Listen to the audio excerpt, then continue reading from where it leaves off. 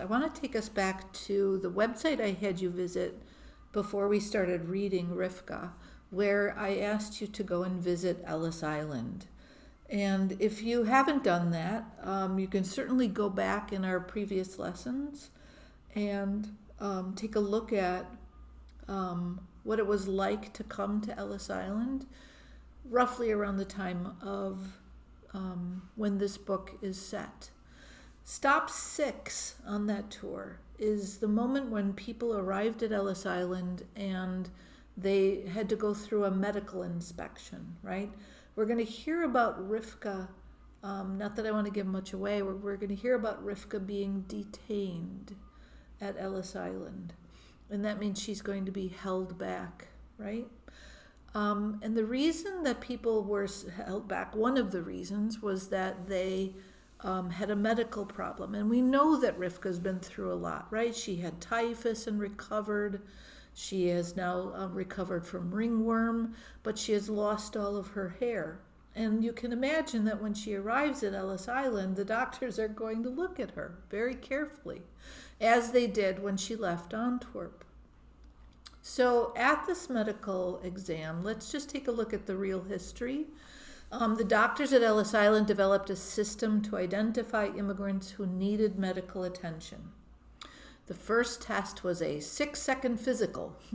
The uniformed doctor looked for any signs of illness or contagious diseases. The doctor noted whether the immigrants limped or were short of breath, if their eyes were red, if they acted disturbed or seemed otherwise abnormal. Isn't that a nice way to say it?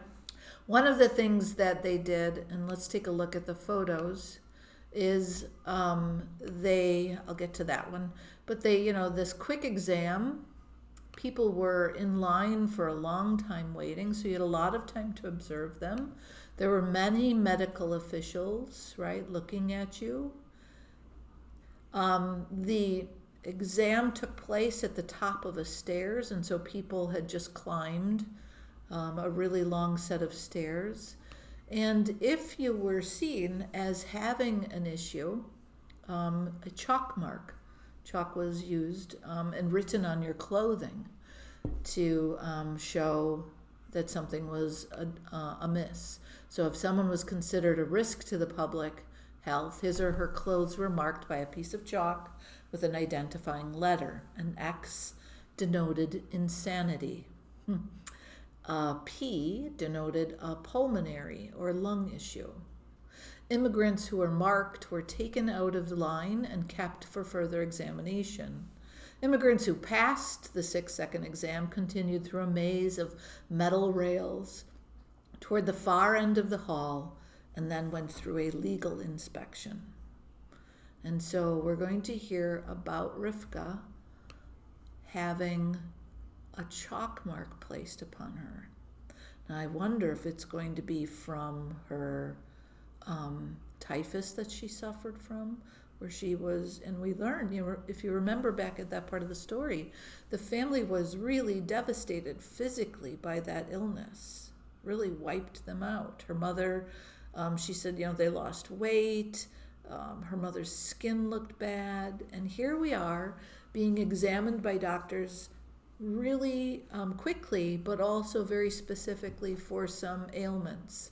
She might be suspected of having a mental defect, right? We read about that just before. Or if they really see signs of mental illness. And there are a lot of reasons why that might have happened. We heard about Tova having a back problem, right? Because she had fallen as a baby. And so if your back was deformed, right? If you had conjunctivitis. Now, when we hear about conjunctivitis, we think, oh, well, I've had conjunctivitis. But back then, remember, they don't have antibiotics. And so this really contagious eye infection was something that they looked out for because they didn't want an outbreak of conjunctivitis. Trachoma was another eye infection, but this one causes blindness. And so this disease was very much screened for because of those same reasons. So it was very debilitating if people caught trachoma, and just eyes in general. If you had difficulty seeing, or if your eyes were not functioning properly. Now, why would they not let people in, right? Because of these things. Because your back was crooked. So at this time in our history, people were being held back or returned to their countries of origin, and only certain people were being let into the country. We were watching how many people we let in and what kinds of people we let in. And one of the things that the government was watching for, and you can agree or disagree, was the idea that people needed to be able to work hard, or marry and have families and care for a family, in order to be a new citizen. So if there was something wrong with your face or your feet, or you had a goiter, which is a growth on your neck, in the thyroid gland that's in your neck, something also that's really not a problem today because we have iodized salt. If there was, your heart wasn't beating properly, if it was seen that you had a hernia, and therefore maybe a hernia in your back or in your abdomen, meaning you couldn't work a hard labored work. If you had lameness, so lameness refers to one of your legs or both your legs, if your legs don't work properly, if there was a difficulty with your neck, if you couldn't breathe, or the climb up the stairs left you short of breath, right? They might say, maybe you can't come to America. Wow. If they were noting that if people were coming pregnant, because then they would need to have a spouse or know that there was someone that person was married to. If there was a disease of your scalp, sound familiar, boys and girls? Or if there was an issue of senility, when people become so old that they cannot remember or function as we did when we were younger, is what they refer to as senility. So this becomes relevant to our story as Rivka enters Ellis Island.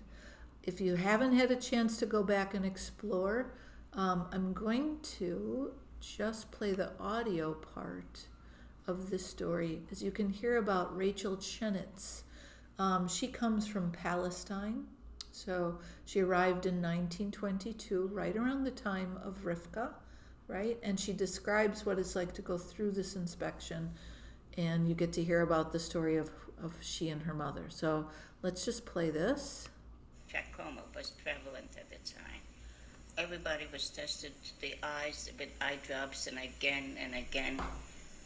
We passed through that. Then they tested the ears. They took you from one little cubby hole to another, and there was a physician in each area examining you. We had a very, very peculiar experience. When we were in Le Havre, my older sister decided to buy my mother a nice pair of shoes. So they had low heels. My mother never was accustomed to heels. We wore sandals. So she tied it up. And that was a hindrance to us, because they took her and they started to look at her feet and test her. They were going to send us back because they thought something was wrong with her. She was going to fall prey to the city, to the government. Until they were convinced that she can walk, because she had to take her shoes off and she walked. They couldn't understand why. We had so many experiences. So it's fascinating to think about what it would have been like to be a small child and to not know what was going to happen next. Can you relate to that? I wonder. So let's read Rivka. Getting your selection from Audible. Resuming the science of sci-fi. There's 5 minutes left in the chapter and 3 hours.